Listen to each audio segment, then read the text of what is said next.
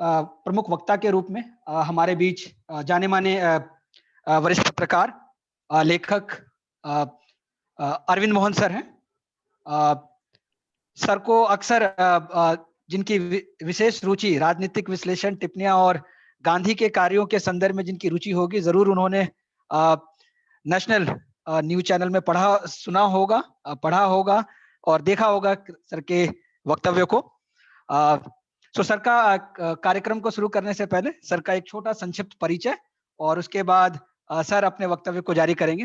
Arvind Mohan sir, बतौर लेखक और बतौर पत्रकार Jansatta, Hindustan, India today, Amar Ujala, ABP news जैसे न्यूज चैनल्स के साथ जुड़े रहे हैं। इसमें सर अपने विचारों को बेबाकी के साथ लिखते और व्यक्त करते रहे हैं।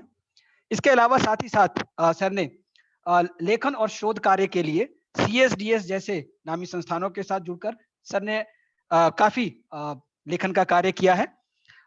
पत्रकारिता के अतिरिक्त जो समय सर को ब्रेक के रूप में भी मिला है, जब भी लिया है सर ने नियमित रूप से कई सारे काम किए हैं, खासकर जिसमें से बिहार से पंजाब जाने वाले मजदूरों की स्थिति का अध्ययन है, देश की पारंपरिक जल संचय प्रणालियों पर पुस्तक का संपादन किया है और सर हाल के वर्षों में सर ने बेहतरीन गांधी के ऊपर कुछ लेखन का कार्य और कुछ पुस्तकों का संपादन किया है, जिसमें से खासकर जो कुछ पुस्तकें जिनका मैं नाम ले सकता हूं वो है चंपारण के संदर्भ में MK गांधी का चंपारण डायरी, खासकर प्रयोग चंपारण, चंपारण सत्याग्रह की कहानी और चंपारण सत्याग्रह के सहयोगी।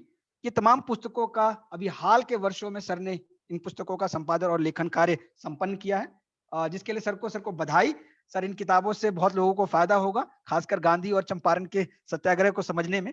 इसके अतिरिक्त सर ने लोकतंत्र का नया लोक, महामंदी की वापसी इत्यादि जैसे अनेक पुस्तकें लिखी हैं। इसके अतिरिक्त सर ने समय समय पर कई दर्जनों पुस्तकों का एक तरीके से संपादन के अलावा जो ट्रांसलेशन या उसका एक तरीके से सोशल साइंटिस्ट जो हैं उनकी किताबों का किया है, जिसमें जॉन द्रेस का नाम है, सच्चिदानंद सिन्हा है, विमल जलान है, आशुतोष वार्ष्णेय हैं, जो कि नामी सोशल साइंटिस्ट हैं। इनकी किताबों को सर ने ट्रांसलेट किया है और हिंदी जगत के लोगों को सुपुर्द किया है, जिससे कि काफी हमें फायदा मिला है और हमसे ज्ञानवर्धन हमें मिला है। कई पुरस्कारों और सम्मानों से विभूत किए गए हैं सर। अरविंद मोहन सर दिल्ली विश्वविद्यालय और जामिया मिलिया समेत कई संस्थानों में मीडिया अध्यापन का कार्य करते रहे हैं। अभी हाल में वे महात्मा गांधी अंतर्राष्ट्रीय हिंदी विश्वविद्यालय के अतिथि लेखक और ABVP न्यूज के राजनीतिक विश्लेषक हैं। सर, इस संक्षिप्त परिचय से सर हम आपका स्वागत करना चाहते हैं इस सत्र के अंदर। सर, आज के इस सत्र में गांधी और सिनेमा, अर्थात गांधी के पूरे स्वरूप को किस तरीके से सिनेमा में चित्रित किया गया है और उससे हम क्या, उस सिनेमा से किस तरीके से सीख सकते हैं गांधी के विशेषताओं को, उनके चरित्र को और उनके प्रयोगों को, इसके ऊपर सर एक विस्तृत हमारे समक्ष एक तस्वीर रखेंगे और उसके बाद इसके ऊपर कुछ हम चर्चा करेंगे। सर, इस महाविद्यालय की तरफ से, आयोजन समिति की तरफ से और आपका बहुत बहुत स्वागत है सर इस कार्यक्रम के अंदर। Sir, over to you sir. Sir, आपको। चलिए शुरुआत की जाए प्रिंसिपल साहब और इस वर्कशॉप में शामिल साथी लोग सब अध्यापक लोग हैं, तो इसलिए उनको पढ़ाना थोड़ा ज़्यादा मुश्किल है और मुश्किल इसलिए भी कि विषय गांधी और सिनेमा है। जो गांधी जी के लिए सिनेमा अपने आप में कोई बहुत प्रिय चीज़ नहीं था। पूरे जीवन में उन्होंने 1.5 फिल्में देखी, एक फिल्म देखी और एक आधी भी शायद देखी नहीं देखी।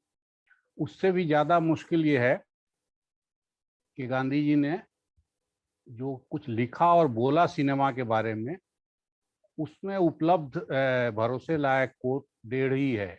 1 और 1.5 कहिए, इससे ज़्यादा कोट नहीं है। एक कोट गांधी का सिनेमा के कंटेक्स्ट में काफ़ी इस्तेमाल होता है। अभी हाल में मुझे किसी काम से पढ़ना पड़ा थोड़ा, तो मुझे मुश्किल ये हुई कि वो कोट कहीं से भी ऑथेंटिक नहीं पाया गया। न वो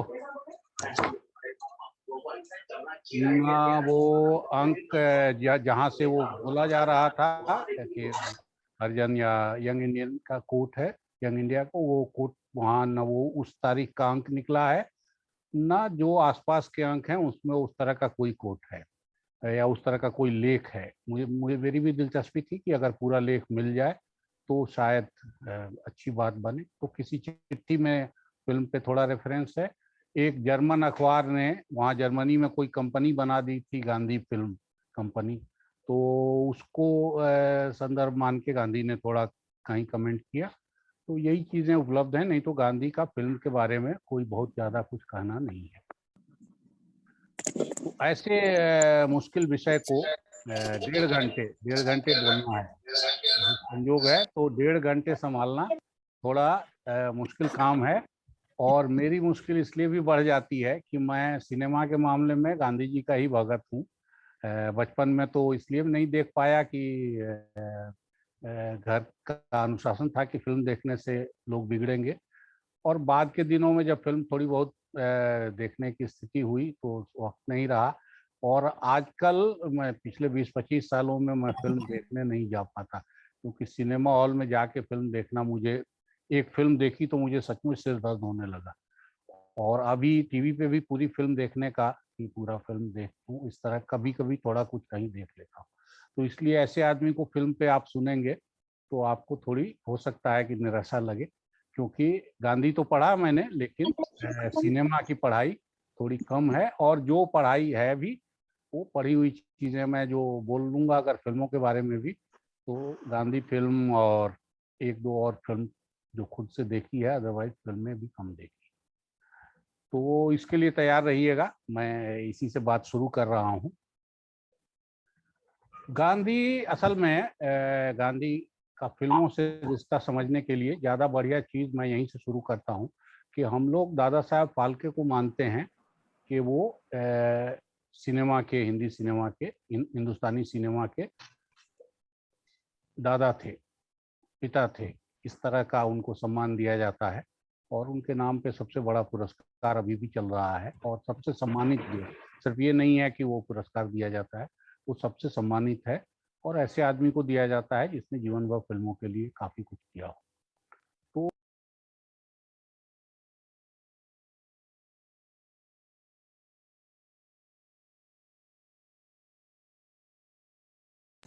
तो गांधी और दादा साहब फाल्के का जन्म वर्ष 1869 ही है, दोनों एक ही साल पैदा हुए हैं। और आप गौर करेंगे तो पाएंगे कि सिनेमा का विकास और गांधी का विकास वो लगभग साथ साथ हुआ है, एक ही साथ हुआ है। तो गांधी एक तरह से फॉर्मेशन से सिनेमा देख रहे हैं ये तब से, और फिर उसी तरह से उनकी राय भी बनी और राय बनने में तब की फिल्मों का भी एक योगदान होगा।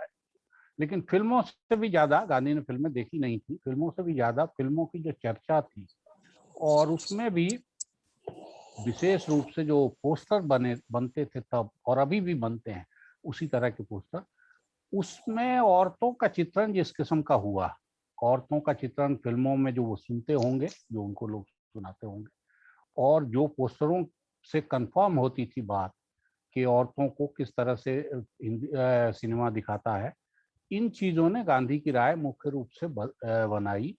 और फिर सिनेमा के माध्यम से कंज्यूमरिज्म और बाकी चीजें गांधी को पसंद नहीं आती होंगी, तो वो मानते थे कि जिस तरह से जुआ, शराब, घुड़दौड़, जो रेस का सट्टा लगता था, फिल्म भी कुछ उसी किस्म की एक बुराई है जो हमारे समाज को लग रही है और ये धीरे धीरे चीजों को बदतर दिशा में ले जाएगी। फिल्मों के बाकी पोटेंशियल के बारे में गांधी की राय, क्योंकि उन्होंने उसकी पढ़ाई नहीं की थी, उन्होंने कुछ ज़्यादा फिल्में नहीं देखी थी, उस मीडियम पे ज़्यादा कुछ ध्यान नहीं दिया था, इसलिए उनकी राय आप बहुत ज़्यादा महत्व का मैं इसलिए नहीं मानता हूँ कि जिस आदमी ने ऐसा देखा नहीं होगा उसके बारे में बहुत कुछ कहना मुश्किल है। एक बहुत बड़ी खूबसूरत चिट्ठी गांधी के नाम लिखी है ख्वाजा अहमद अब्बास ने, जो बॉम्बे में जो म्यूजियम बना है उसमें वो चिट्ठी रखी हुई है गांधी जी के नाम, और उसमें ये कहा गया है कि गांधी जी आपने जो है इस इतने ताकतवर मीडियम के बारे में जो राय रखी है वो अच्छी नहीं है, वो पूरी नहीं है और वो अच्छी नहीं है। अभी मुझे वो दिख नहीं रही है, नहीं तो मैं अभी वो कोट आपको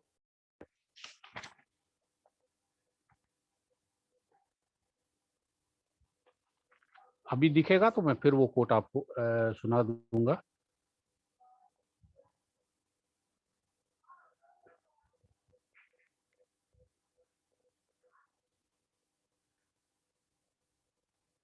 लेकिन वो चिट्ठी वहाँ म्यूजियम में रखी है और बड़ी खूबसूरत चिट्ठी है। उसमें सिनेमा एक मीडियम के तौर पे क्या जबरदस्त चीज है इसकी भी वकालत है। और जाहिर है ख्वाजा अहमद अब्बास जब लिख रहे हैं तो क्या लिख रहे होंगे, और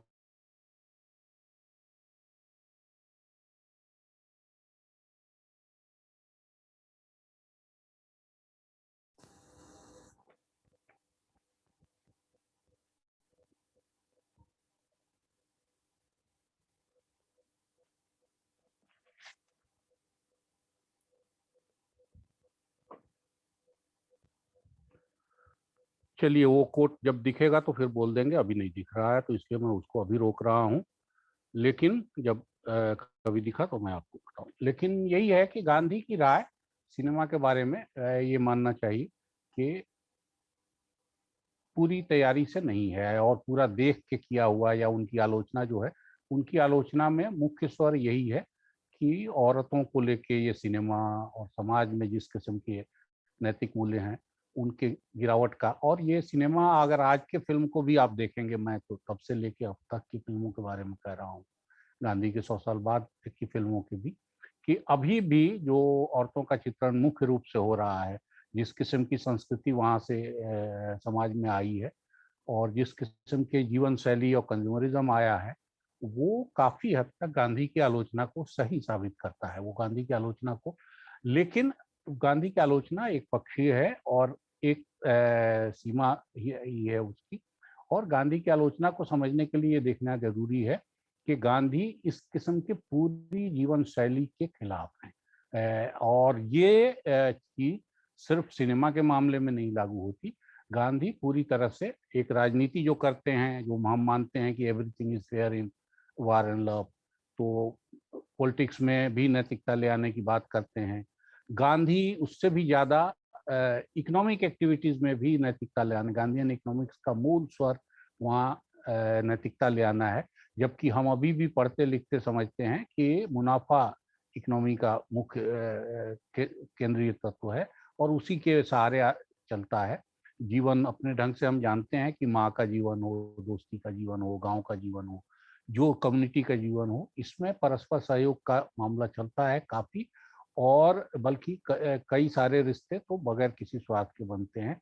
लेकिन कॉमर्स की पढ़ाई जब हम करते हैं तो पहला लाइन यही सिखाया जाता है कि सब में बिजनेस है, सब में कॉमर्स है और सब में एक दूसरे से लाभ लेने का स्वार्थ जुड़ा रहता है। ये पढ़ाई भी अधूरी है। तो गांधी की पढ़ाई सिर्फ आप सिनेमा के माध्यम से मत देखिए, गांधी को एक टोटलिटी में देखने की जरूरत है। टोटलिटी की बात मैं इसलिए कर रहा हूँ कि गांधी का जो दिमाग का फॉर्मेशन शुरू हो रहा है जिस दौर में, और गांधी अपनी बातें बहुत साफ कर रहे हैं, उस दौर में रस्किन और टॉल्स्टॉय का असर उन पे बहुत साफ पड़ा। और रस्किन और टॉल्स्टॉय के असर का क्या क्या हुआ इस सारे डिटेल में मैं नहीं जाऊंगा। लेकिन उसका एक बड़ा नतीजा और दक्षिण अफ्रीकी प्रयोगों का, गांधी का एक बड़ा नतीजा हिंद स्वराज के रूप में सामने आया, जो गांधी ने दक्षिण अफ्रीका से लौटते हुए जो किताब लिखी और जिसके मूल स्वरूप को वो आखिर तक मानते रहे कि मूल बातें वही हैं। अब मैं उसमें कुछ बदलना नहीं चाहूंगा, अगर किसी को बदलने का मन हो तो भी मैं कहूंगा कि वो लगभग पूरी तरह से मुकम्मल किताब है। उसी किताब में आप अगर आप पढ़ेंगे तो आपको थोड़ी हैरानी होगी कि गांधी ने दो किताबों का रेफरेंस दिया है।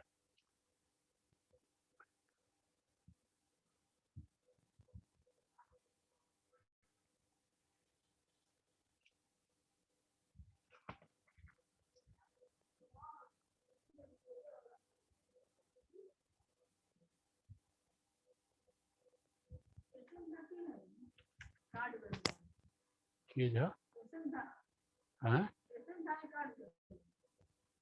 एसएन झा वह सचिदा जी होंगे ना जी वहाँ अरे राउत सचिदा भैया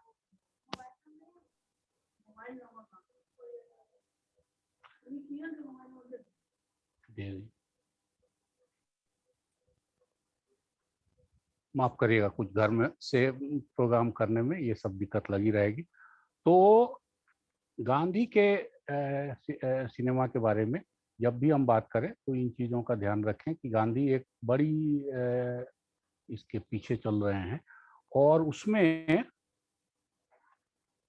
हाँ देखिए यहाँ ख्वाजा साहब का ये कोट दिख रहा है, अगर किसी को उसमें दिलचस्पी रुकी हो तो वो सुन ले कि आप दुनिया के एक सबसे उपयोगी आविष्कार को आपने ठुकराया, इसे चरित्रहीन लोगों के हाथों में नहीं छोड़ा जा सकता।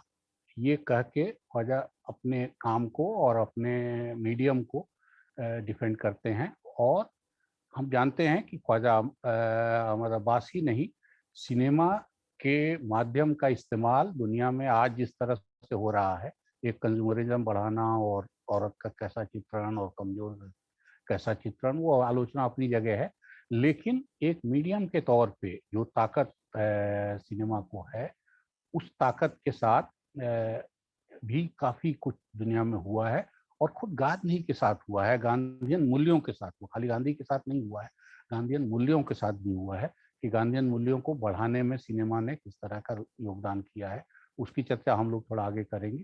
तो एक मीडियम के तौर पे सिनेमा को गांधी शायद पूरी तरह से पूरे पोटेंशियल से नहीं समझ पाए, लेकिन उसके चरित्र को समझने में उनको कोई खास मुश्किल हुई हो ऐसा लगता नहीं है।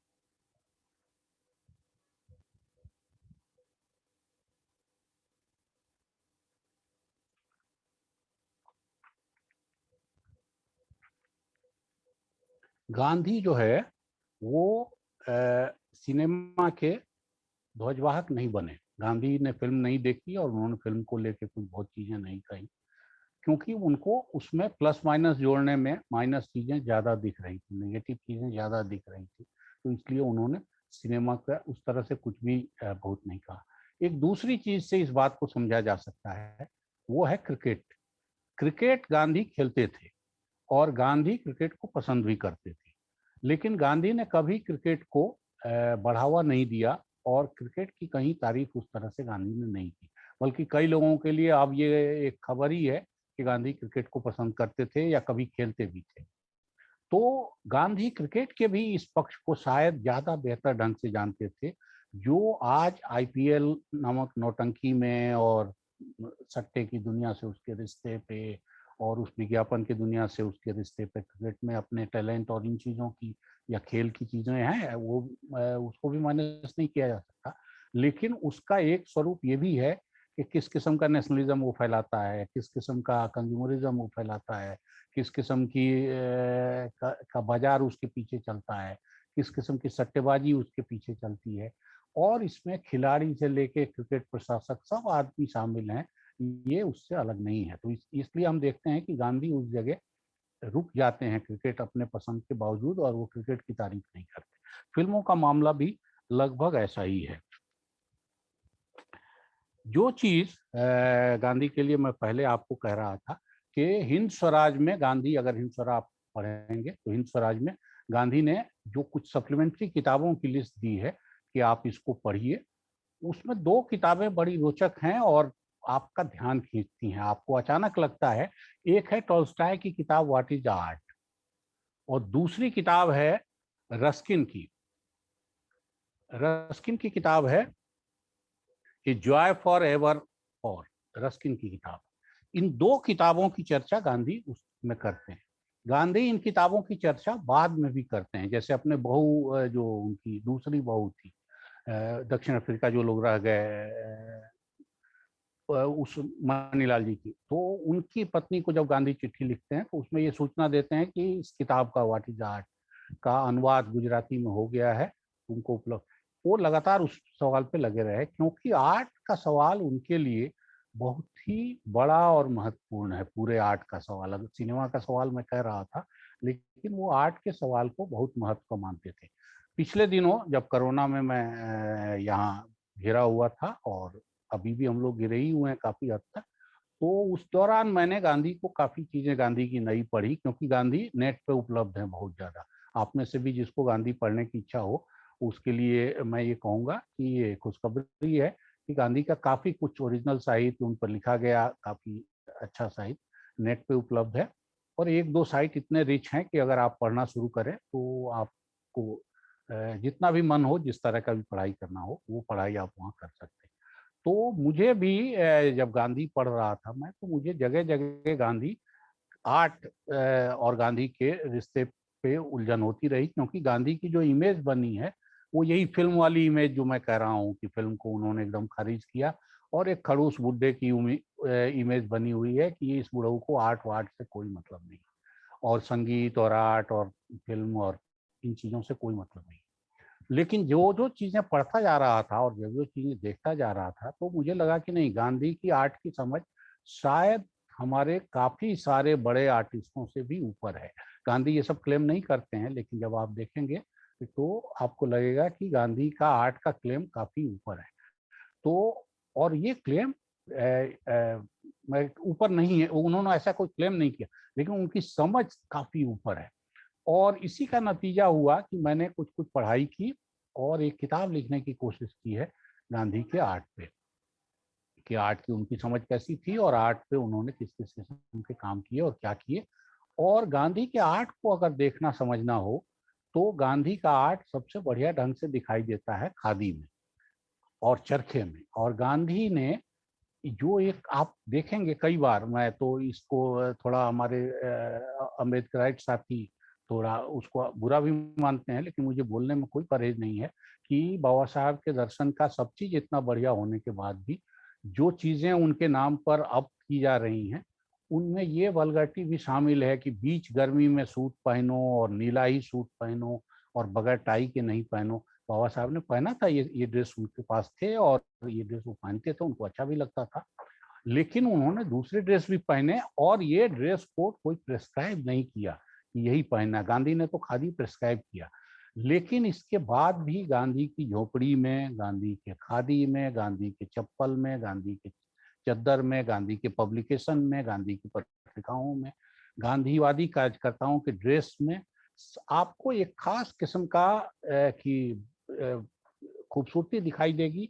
एक सिंपल पना और एक खुरदुरापन का आपकी प्रतिष्ठा दिखाई देगी।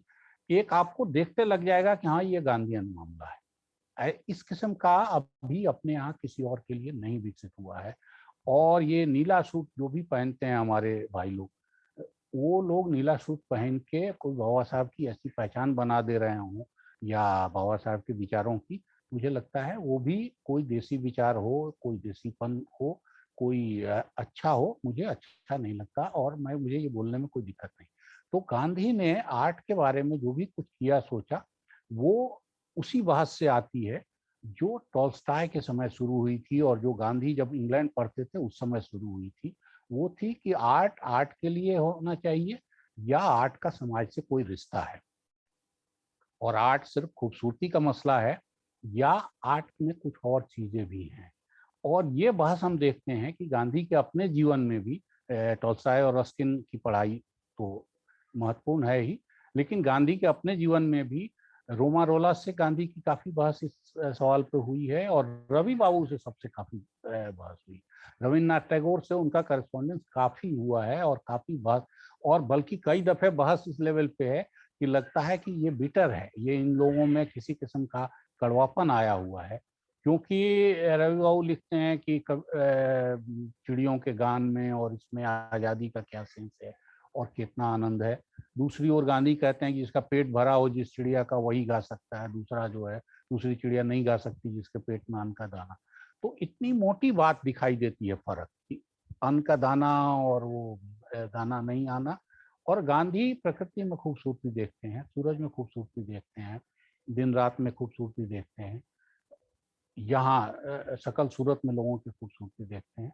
तो ये नजरिए का फर्क है और ये नजरिए का फर्क काफी सीरियस था और इस पे दोनों के बीच काफी पत्राचार हुआ है।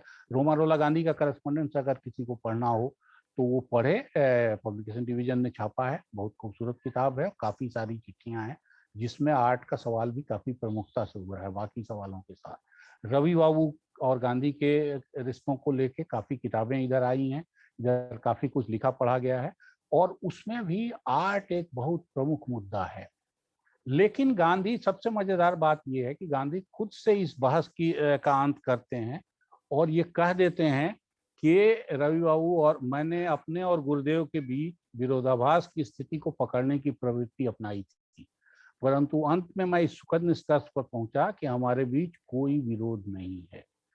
अब ये बात गांधी आखिर में स्वीकार करते हैं कि ये कोई हमारा विरोध नहीं है। विरोध की वजह ये है कि आर्ट को लेके गुरुदेव या दुनिया के आर्टिस्ट या क्रिएटिव काम जो भी करता है वो कहता है, उसमें ये बात शामिल है कि खूबसूरती बहुत प्रमुख चीज है और खूबसूरती वही नहीं है जो प्रकृति में है। प्रकृति की खूबसूरती अपनी जगह है, प्राकृतिक चीजें अपने तरह से हैं। खूबसूरती वो भी है जो हम देखते और अनुभव करते हैं और अभिव्यक्त करते हैं। चांद दुनिया के लिए बड़ा खूबसूरती का प्रतीक है। चांद महिलाओं के लिए उनके भाई का प्रतीक है, बच्चों के लिए मामा का प्रतीक है, लेकिन मुक्ति बोध के लिए चांद का मुंह टेढ़ा दिखाई देता है। तो इस किस्म से आर्टिस्ट जिस चीज को फील करता है और जिसको अभिव्यक्त करता है, आर्ट वो भी है और वो खूबसूरत होना चाहिए, उसकी खूबसूरती होनी चाहिए। वो आर्टिस्टिक पैरामीटर्स पे भी और हमारे आपके पसंद और हमारी आपके नजर और कान और फील करने और इन सब चीजों पे आर्ट ऐसे आना चाहिए। तो ये दो नजरिए का फर्क है जो गांधी में है और गांधी आर्ट को उल्टी तरफ से देखते हैं, जो आर्टिस्ट लोग उस तरफ से नहीं देखते हैं।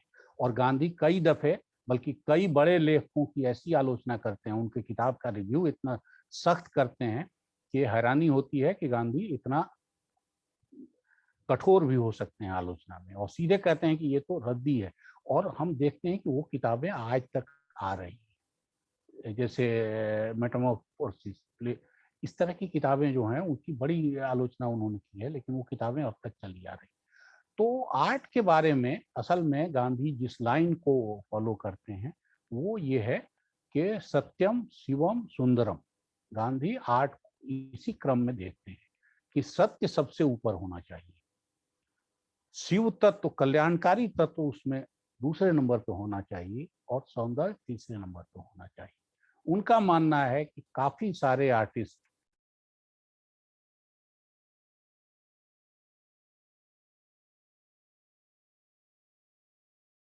वो सुंदरता को सबसे ऊपर ले आ देते हैं, वो सत्य को और शिव तत्व को, इन दोनों को पीछे ले जाते हैं। तो ये बहस मैं यहाँ फिल्म वाले इसमें चर्चा में नहीं ज्यादा चलाना चाहता, लेकिन गांधी फिल्मों को, क्रिकेट को, इन सब चीजों को दूसरी उसी श्रेणी में रखते हैं जो निगेटिव चीजों को बढ़ा रहा है समाज के लिए, जो समाज के लिए बहुत उपयोगी नहीं है और जिसमें सत्य का अंश काफी कम है। ये वो मान के ये बातें करते हैं। आर्ट के बारे में काफी सारी बहस चली और वो बहस में बहुत ज्यादा उस डिटेल में नहीं जाना चाहता और गांधी भी उस बहस में पर्याप्त हिस्सा लेते हैं, जैसे रवि बाबू से उनकी काफी चीजें चली। और लेकिन आर्टिस्टों से गांधी का रिश्ता, आर्ट से गांधी का, अब जैसे भजन से अगर गांधी का रिश्ता आप हटा देंगे, संगीत से गांधी का रिश्ता हटा देंगे, तो आप पाएंगे कि गांधी फिर बहुत बचते नहीं है। जिस सबसे मुश्किल पीरियड में गांधी ने काम किया है, दंगों के बीच और मारकाट के बीच, वहां वो भजन सुनते हैं। वहां ज्योतिका राय जाती हैं तो उनसे वो कहते हैं कि तुम एक गाना हमको सुनाओ, और या खुद गाते रहते हैं। ऑपरेशन टेबल से निकल के जब वो इलाज करा रहे हैं और रिकवरी रूम में आते हैं तो वहां भी वो उनको भजन याद आते हैं और वो भजन खुद से गुनगुना, रात में कभी अकेले नींद नहीं आ रही, कुछ नहीं आ रही तो भजन गाते हैं। तो संगीत से, और संगीत आप जानते हैं कि ये जितने भी गीत हैं वैष्णव दंत से लेके रघुपति राय, ये सब तब के सबसे बड़े संगीतकार पलुस्कर जी ने उनका लाइन दिया है। खुद गांधी के साथ पलुस्कर जी के एक शिष्य काफी प्रिय खरे साहब, मोरेश्वर खरे रहते थे और उन्होंने सारा जीवन गांधी के इसके गीत संगीत बनाने और फिर संगीत का प्रचार प्रसार करने में, ये कहना शायद गुजरातियों को थोड़ा अखरेगा, गांधी मानते थे कि गुजरातियों को संगीत वो बनियागिरी तो आती है, मुनाफा कमाने तो आता है, लेकिन संगीत वंगीत की समझ नहीं है जो बंगाल में और बाकी जगह है। तो इसलिए वो गुजरात में और ईश्वर खरे अगर संगीत का प्रचार कर रहे थे तो गांधी इसलिए भी उनकी बहुत ज्यादा इज्जत करते थे कि ये सही जगह संगीत का प्रचार कर, और संगीत नहीं होगा स्कूलों में, शिक्षा में संगीत किस तरह से, इसका उन्होंने काफी वकालत की है। तो गांधी के जीवन में बाकी सब चीजों में ये दिखाई देता है कि उनको आर्ट की जबरदस्त समझ है और आर्ट का उपयोग समाज के लिए कैसे होना चाहिए इसकी समझ बहुत जबरदस्त है। और उन्होंने अपने प्रयोगों में भी संगीत का और कला के बाकी फॉर्म्स का इस्तेमाल किया, और या उनके पास ये लोग रहे। जैसे सबसे बड़े आर्टिस्ट जो हमारे माने जाते हैं देसी कला के, नंदलाल बोस, उनका रवि बाबू से भी रिश्ता था बहुत गहरा, और उनका गांधी से भी रिश्ता रहा। बल्कि अभी काफी सारे लोग ये मानेंगे कि वो गांधी से उनका रिश्ता ज्यादा बड़ा था। और अभी भी गांधी की जितनी पेंटिंग बनी है उसमें जो उन्होंने लिनो कट बनाया गांधी का, दांडी मार्च का, डंडा लिए, वो छापे, लकड़ी के छापे वाला जो पेंट है उसके, उसमें गांधी थोड़े बड़े दिखाई देते हैं, उसमें गांधी का चेहरा थोड़ा ज्यादा तेज में दिखाई देता है, उसमें गांधी थोड़ा ज्यादा युवा दिखाई देते हैं, गांधी में ऊर्जा ज्यादा दिखाई देती है। और उस पेंटिंग को हर तरह से, अच्छा वो बना है दांडी मार्च के ठीक बाद का, उसकी तारीख उस पर पड़ी हुई है, तो ठीक बाद में उन्होंने वो पेंटिंग बनाई है, और वो अभी भी माना जाता है कि गांधी की सबसे अच्छी पेंटिंग। तो नंदलाल बोस से लेके कितने कलाकारों से पूरी आप वो लिस्ट आप चाहेंगे तो कभी उस पर भी चर्चा अलग से होगी। आज हम लोग फिल्मों की बात मुख्य रूप से करें कि फिल्मों पे गांधी का उस तरह से असर कैसे शुरू हुआ। मैंने पहले कहा आपको कि गांधी ने 1.5 फिल्में देखी थी। एक फिल्म देखी थी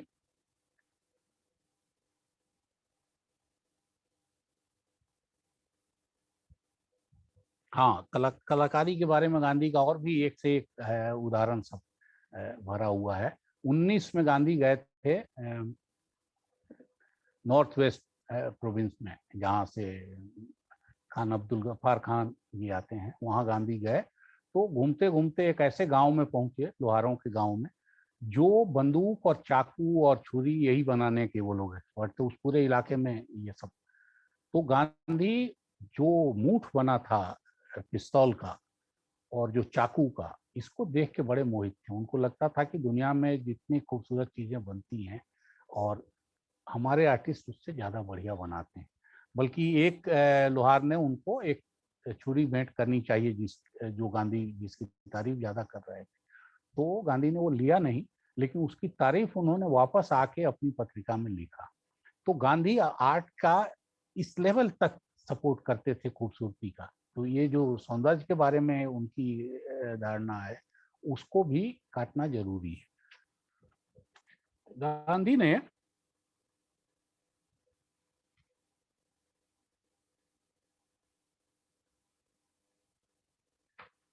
एक फिल्म देखी बहुत बाद में, गांधी ने वो फिल्म देखी रामराज, 40s में देखी, शायद 41 में वो फिल्म देखी थी, 44 में देखी थी। विजय भट्ट की फिल्म थी रामराज, और बड़ी मुश्किल से विजय भट्ट ने उनको राजी किया था कि आप चल के ये फिल्म देखिए। गांधी ने आधा घंटा कहा था कि आधा घंटा मैं फिल्म देखूंगा, लेकिन जब फिल्म देखने लगे तो वो पूरे 90 मिनट तक फिल्म देखते रहे।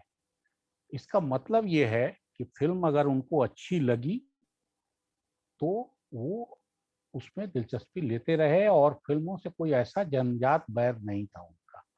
तो एक फिल्म उन्होंने ये देखी, और एक फिल्म उन्होंने देखा मिशन टू मॉस्को। ये भी उनको बुला के ले जाया गया, लेकिन ये फिल्म उनको पसंद नहीं आई, वो बीच फिल्म से उठ के आ गए थे। तो ये 2 फिल्में देखने का उनका रिकॉर्ड है। लेकिन गांधी जब सक्रिय हुए थे और इस देश की आज़ादी की लड़ाई में जिस तरह से उनका उभार हुआ, तो उसने फिल्मों को एक विषय के तौर पे गांधी और गांधीज्म का आकर्षण उसी समय से बनने लगा था, और उसी समय से गांधी और गांधीवाद पे फिल्में बनने लगी थी। जिस फिल्म की चर्चा सबसे पहले होती है वो है कांजी भाई राठौर की फिल्म भक्त विदुर। ये 1921 में बनी थी ये फिल्म। इसमें ये कहानी तो विदुर पे थी, विदुर जो महाभारत के पात्र हैं एक बड़े, लेकिन इस फिल्म को बैन किया गया और अंग्रेजी हुकूमत ने इसके खिलाफ काफी सख्ती की, क्योंकि फिल्म का नायक जो है वो गांधी वाली टोपी पहने हुए है। महाराष्ट्र के गांवों में किसान वो टोपी पहना करते थे, गांधी ने भी वहीं से लिया था उसको और बहुत कम समय पहना। लेकिन गांधी टोपी हम जानते हैं कि गांधी टोपी का क्या किसको कहते हैं। तो उस फिल्म में ही हीरो ने गांधी टोपी पहनी थी और वो खादी और चरखे की वकालत करता है। इन 3 पॉइंट्स के बेसिस पे अंग्रेजी हुकूमत ने उस फिल्म को के खिलाफ एक्शन लेना शुरू किया। इसी तरह से गांधी वाला जो विषय है, हिंदू मुस्लिम एकता, अछूत छुआछूत विरोध, खादी, ग्रामोद्योग, इन चीजों को लेके उस समय के काफी सारी फिल्मों में ये सब सब्जेक्ट बने। हिंदी प्रेम या अंग्रेजी विरोध, अंग्रेजी हुकूमत का विरोध सीधा उस समय तो वैसा नहीं बना, लेकिन ये विषय सब चलते रहे जो गांधी ने अपने आंदोलन का विषय बनाया था। गांधी के फिल्मों से रिश्ते के बारे में एक बड़ा पड़ाव हम सब लोग मानते हैं कि 1931 में आया, जब चार्ली चैपलिन गांधी से मिलने आए। गांधी जब गोलमेज सम्मेलन के सिलसिले में लंदन गए थे तो चार्ली चैपलिन उनसे मिलने आए थे। वो काफ़ी सेलिब्रेटेड, हालांकि उसी यात्रा में उनसे मिलने के लिए अपने बर्नार्ड शॉ भी आए, लेकिन शॉ के आने की चर्चा ज़्यादा नहीं मिलती है। आए थे, ये है, लेकिन क्या बातें हुई, किस तरह बातें हुई उसकी चर्चा, क्योंकि वो मीडिया इवेंट नहीं बना। लेकिन चार्ली चैपलिन का आना मीडिया इवेंट बना। काफ़ी कैमरामैन थे, काफ़ी सारे लोग थे। खुद चार्ली चैपलिन ने जाके बाद में कई बातें कही। चार्ली चैपलिन की 2 फिल्मों के बारे में माना जाता है कि गांधी का असर उस पर आया। गांधी ने खुद तो उस तरह से नहीं लिखा, लेकिन मीराबेन साथ में थी, तो मीराबेन ने उस पूरे घटना की रिपोर्टिंग की है गांधी के अखबारों में। और उससे भी ज़्यादा मुरल लिस्टर जो एक ब्रिटिश समाज सेवी थी जिनके यहाँ गांधी गए थे, तो उन्होंने भी उस घटना की रिपोर्टिंग की है। तो चार्ली चैपलिन और गांधी की मुलाकात फिल्म के हिसाब से काफ़ी महत्वपूर्ण चीज़ है। और भेंट के बाद चार्ली चैपलिन ने कहा कि Gandhi was the most interesting person I had ever met. Gandhi मेरे लिए अब तक मिले लोगों में सबसे दिलचस्प आदमी है।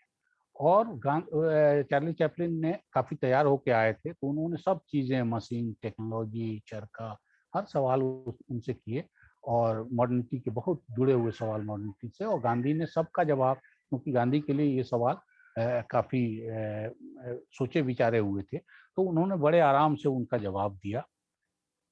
माना जाता है कि मॉडर्न टाइम्स जो फिल्म इस 36 में आई थी, इस भेंट के 5 साल बाद, उस पे गांधी का असर है। कई लोग ग्रेट डिक्टेटर में भी गांधी का असर देखते हैं। ग्रेट डिक्टेटर के साथ ये कहानी भी है कि इसी यात्रा में गांधी गए थे मुसोलिनी से भी मिलने, और वो मुलाकात तो नहीं, लेकिन उनकी इटली की यात्रा और रोम की यात्रा वो रोमारोला ने ही आयोजित कराई थी। वो उन्होंने ही वो सारा इंतजाम वहाँ किया था, और ये लोग बचना चाहते थे, लेकिन मुसोलिनी ने बहुत ही एक तरह से घेर लिया गांधी को, और गांधी उनसे मिलने गए थे। तो गांधी और उनकी मुलाकात के भी किस्से हैं कई, और वो काफ़ी डिटेल है, और उन चीज़ों को जानने में मेरी खास रुचि नहीं है कि मुसोलिनी किस तरह से, आमतौर पे आता नहीं था किसी को रिसीव करने, लेकिन गांधी के लिए आया। फिर गांधी ने उसको क्या कहा, गांधी उसके बैठने और उनके गेस्ट के बैठने में काफ़ी दूरी थी, लेकिन मुसोलिनी खुद से चल के आगे आया। तो गांधी के लिए उसने रेस्पेक्ट दिया, लेकिन गांधी ने उसको जो चीज़ें कही वो उसको कड़वी लगी होंगी। तो और गांधी ने कोई भी परहेज नहीं किया उससे, इस लिहाज से कि वो हमारा वहाँ सत्कार कर रहा है। गांधी को जो अपनी बात कहनी थी, गांधी ने वो बातें कही। तो एक ये फिल्म का प्रसंग है। और लेकिन उस दौर की काफी फिल्मों में कोई चाहे तो काफी फिल्मों को इस तरह से गिना सकता है, जो दो बीघा जमीन, सुजाता, नया दौर, फिर सुबह होगी, अछूत कन्या, जागृति, ये सब फिल्में हैं जिसमें गांधी का असर बहुत साफ दिखा है, गांधीयन मूवमेंट का असर बहुत साफ दिखा है।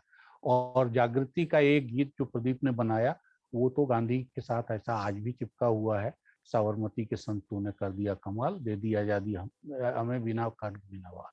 तो ये गीत उसी फिल्म का है। ऐसा ही एक जबरदस्त गीत शाहिर और जयदेव ने बनाया हम दोनों फिल्म के लिए, अल्लाह तेरो नाम ईश्वर तेरो नाम सबको सन्मति देवा। तो ये जो ईश्वर अल्लाह गांधी का प्रार्थना है, ये उसी का एक नया रंग रूप है, लेकिन बहुत जबरदस्त संगीत के हिसाब से वो गाना बहुत ही ताकतवर है। तो इस तरह से गांधी के रहते ये फिल्में बनती रही हैं। शांताराम जो है, उन्होंने 2 बीघा 12 हाथ बनाई, जो कैदियों को सुधारने की कोशिश करता है जेलर, और वो गांधीयन तरीकों को अपनाता है और जबरदस्त ढंग से सफल होता है। शांताराम खुद भी जिंदगी भर खादी पहनते रहे, फिल्म के काफी सारे लोग खादी पहनते रहे। हमारे एक बड़े हीरो बलराज साहनी, वो खादी पहनते रहे। बलराज साहनी ने तो बल्कि वर्धा में रह के नई तालीम पत्रिका में 10 साल काम किया, कोई 1-2 साल। तो कोई ऐसा रिश्ता नहीं है जो दिखाने और गिनाने भर का है। तो फिल्मों से, फिल्मी लोगों से या फिल्मी लोगों ने गांधी से ऐसा रिश्ता रखा, अपने जीवन के हिसाब से भी और फिल्मों के हिसाब से भी।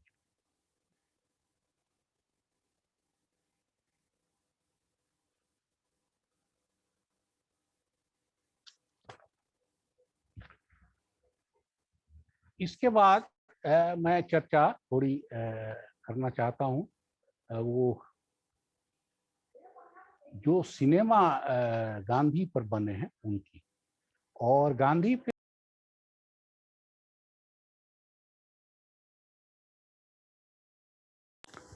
पर सिनेमा बनाने की पहल उसी समय से शुरू हो गई थी जब गांधी थे।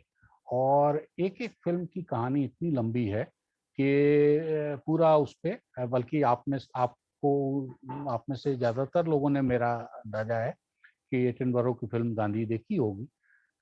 लेकिन मेरी सलाह है कि 1-2 और ऐसी फिल्में जरूर देखिए जिनकी चर्चा हम आगे करेंगे, क्योंकि उनमें भी काफ़ी मेहनत हुई है, और मेहनत के साथ उसमें गांधी का अलग अलग रंग रूप और सच्चा रंग रूप दिखाई देता है, और उसके लिए भी एटनबरो से कम मेहनत नहीं हुई। गांधी के फिल्मों की चर्चा जब करेंगे तो सबसे पहले हम A.K. चेटियार की फिल्म है,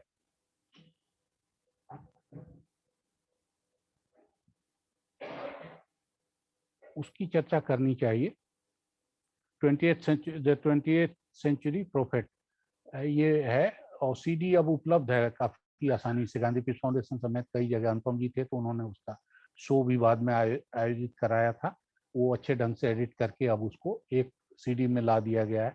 फिल्म काफी बड़ी है और काफी बेडौल सी थी पहले, लेकिन धीरे धीरे उसको एडिट करके काफी अच्छा रंग रूप ला दिया गया है।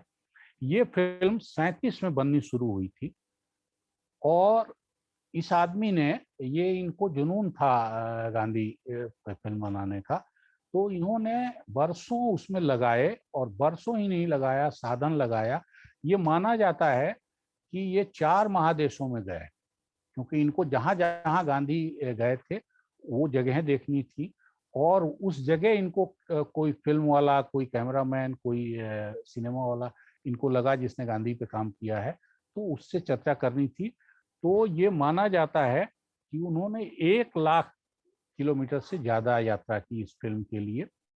ये भी माना जाता है कि 4 महादेश गए, और 100 से ज्यादा फोटोग्राफरों और कैमरामैन से उन्होंने संपर्क किया, उनसे फिल्म ली, खरीदी, मांगी या कॉपी उसकी की, और कुल मिला के करीब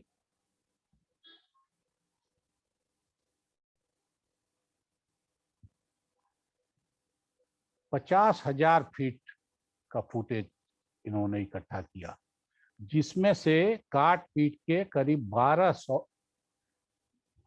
फीट की फिल्म इन्होंने बनाई थी। पहले फिल्म आपको मालूम है कि वो उस किस्म का रोल होता था, तो उस फिल्म का अंत ही नहीं होता। जब आप देखना शुरू करें तो आपको लगेगा, लेकिन ओरिजिनल गांधी उसमें काफी दिखाई देते हैं। और जो जगह जगह आजकल नेट पे अगर आप गांधी ढूंढना शुरू करेंगे तो गांधी के छोटे छोटे टुकड़े फिल्मों के आपको जहां तहां दिखाई देंगे।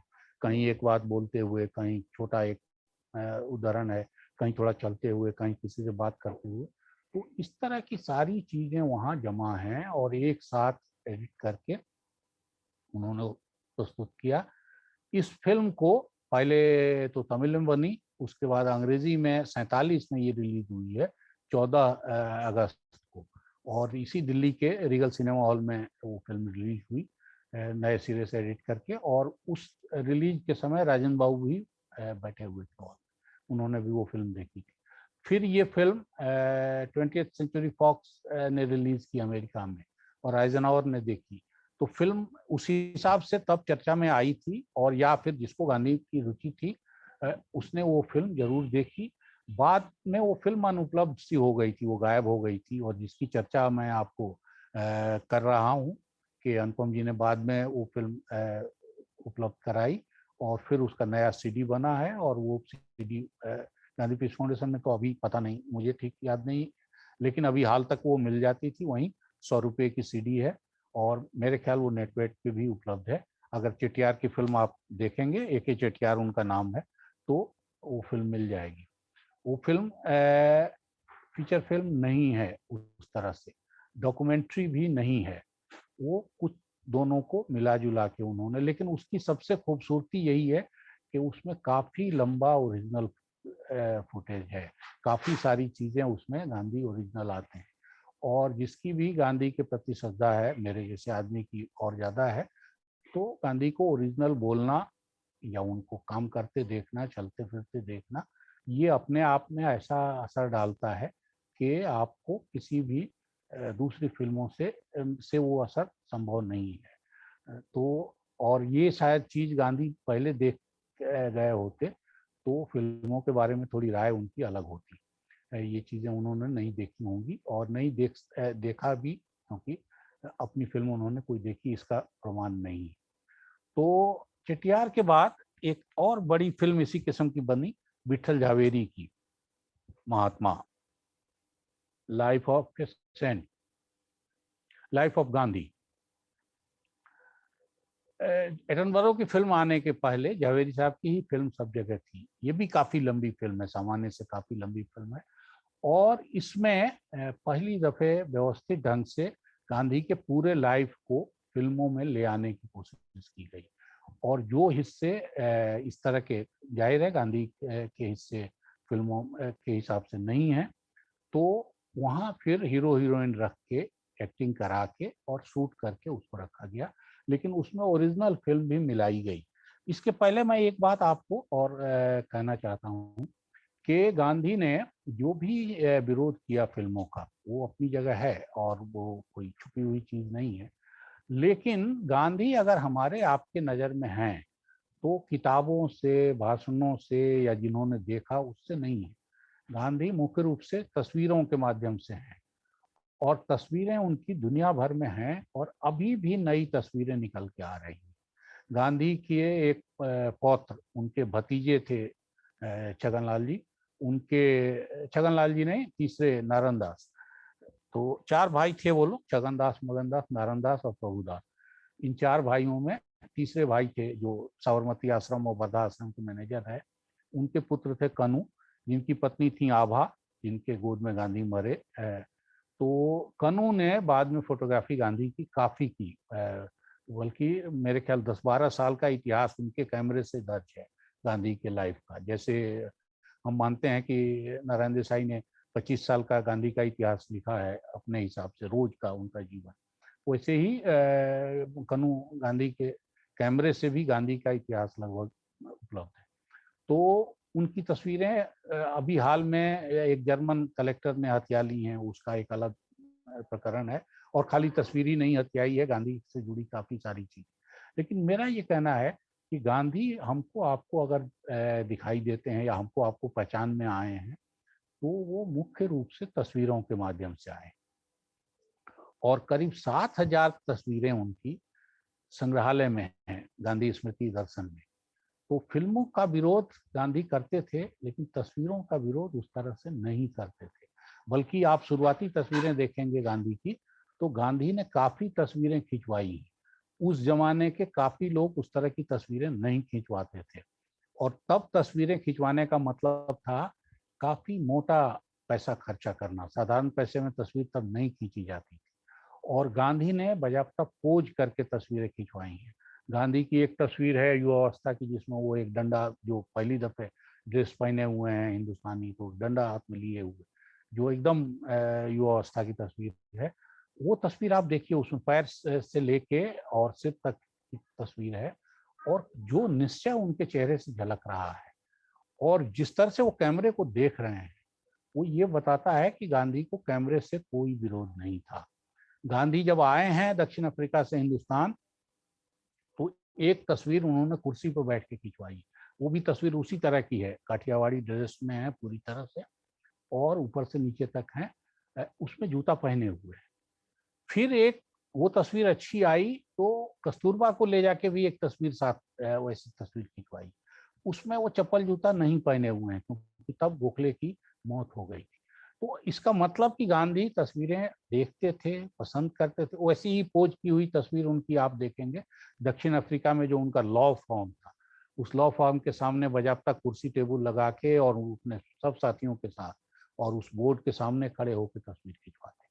तो तस्वीर गांधी ने तब खिंचवाई है जब बहुत महंगा ये था, क्योंकि तस्वीरों का महत्व उनको मालूम हो गया था, और वो तस्वीरें आज तक हमारे सामने हैं, नजर के सामने, और हम उन तस्वीरों को देख के, और मरने के समय तक की गांधी की तस्वीरें, बल्कि एक तस्वीर में गांधी है नहीं मरने के बाद, लेकिन जिस किस्म की रोशनी है और जिस किस्म से नेहरू वहां बोलते दिख रहे हैं, और जिस किस्म की अफरा तफरी है, जिस किस्म से लाइट वहां बन गए हैं नेचुरल रंग से, वो बहुत साफ लगता है कि अभी अभी गांधी यहाँ से गए हैं। तो गांधी उस तस्वीर में कहीं है नहीं, लेकिन वो गांधी की मौजूदगी वहां हर चीज में दिखाई देती है। तो गांधी इस तरह से तस्वीरों से जुड़े हुए थे। तो फिल्मों से न जुड़े, ये थोड़ा अस्वाभाविक है। और उसमें जो बात मैंने आपको पहले कही कि कुछ चीजों का रिजर्वेशन गांधी का था, जो जेन्युइन था, और जो बीमारी आज तक फिल्म उद्योग को, तस्वीरों में आपके पास ये चॉइस है कि क्या तस्वीर आप लें न लें, किस तरह से झांकें। फिल्मों में अगर टोटलिटी का फिल्म तब का देखें और आज का भी, आज फिल्म इंडस्ट्री का देखें, फिल्म इंडस्ट्री का ही नहीं, मैं तो कहता हूँ कि मिलिट्री का भी ये हाल है कि हमारे गाँवों में शराब पहुंचाने का, एक खास किस्म की जीवन शैली पहुंचाने का, कपड़े लत्ते खास तरह के पहुंचाने का, कंज्यूमरिज्म पहुंचाने का, ये सब जिम्मा अगर फिल्मों का है तो मिलिट्री का भी है। और हम काफ़ी सारी चीज़ें, रेल जहाज, इन सब का भी अपना रोल है, लेकिन फिल्मों का रोल काफ़ी बड़ा है। टीवी का रोल आज की तारीख में काफ़ी बड़ा है।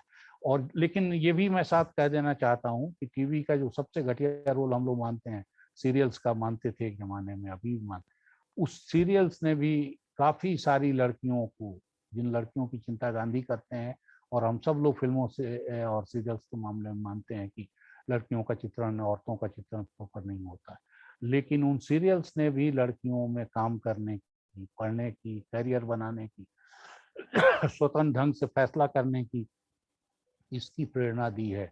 और काफ़ी लड़कियों का जीवन बदला है उन तस्वीरों के आने के बाद से। तो इसलिए उनका रोल भी अपनी जगह है, आप उसको खारिज मत करिए। और शायद गांधी इन चीज़ों को देखते या देखने के लिए जीवित होते तो फिल्मों के बारे में निश्चित रूप से अपनी राय बदलते, और राय बदल के शायद कुछ और चीज़ें कहते भी, कुछ बाकी चीज़ों के लिए जैसा उन्होंने कहा किया उस तरह से वो अपने यहाँ से भी करते। तस्वीरों के मामले में भी हम गांधी के लिए देखते हैं कि एक खास उम्र के बाद, 30 के बाद, 31 के बाद, 31 के बाद से गांधी ने तस्वीरों के लिए पोज करना बंद कर दिया। उन्होंने फिर किसी किस्म का पोज नहीं दिया किसी को। जो भी फोटोग्राफर आया उसको कहा कि नेचुरल ढंग से जो फोटो आपको सूझ जाए वो ले लीजिए, लेकिन मैं अपने काम से या सोचने विचारने से बीच में फोटो खिंचाने के लिए आपका कैमरा नहीं देखूंगा।